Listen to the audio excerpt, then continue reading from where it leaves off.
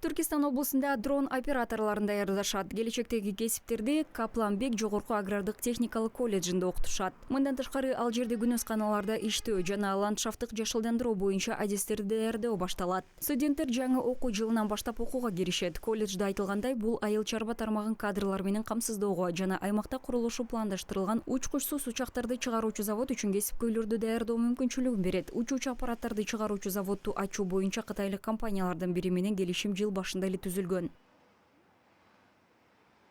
Ушул дрон аппаратын ачуу себебimiz Биз дрондор боюнча окутууну ачып жатабыз, анткени бул чегирткеге каршы күрөшүү үчүн. Ошондой эле айыл чарба өсүмдүктөрүн пестициддер жана жер семирткичтер менен иштетүү үчүн маанилүү. Мындан тышкары Келес районунда 5000ге чейин жумушчу орун түзүлө турган эко-күнөскана курулууда. Биз ал жакка бүтүрүүчүлөрүбүздү жөнөтүүнү пландаштыруудабыз. камтылуу деп атат. Сону биз жоспарга алып, келечекте биздин битирген түлектөрүбүз суу жерге жумушка барат деген алда үлкен жоспарыбыз бар. Келечек кесипти үйрөнүүнү чечкендердин арасында Айгерим Зуаддинова да бар. Ал коддор, алгоритмдер жана технологиялар аркылуу жаңы тарых жазууда. Мектепте окуп жүргөндө эле айтиге кызыгып калган. Азыр ал программалоо тилин билет жана жасалма интеллекттин жардамы менен да тапшырмаларды ийгиликтүү аткарат.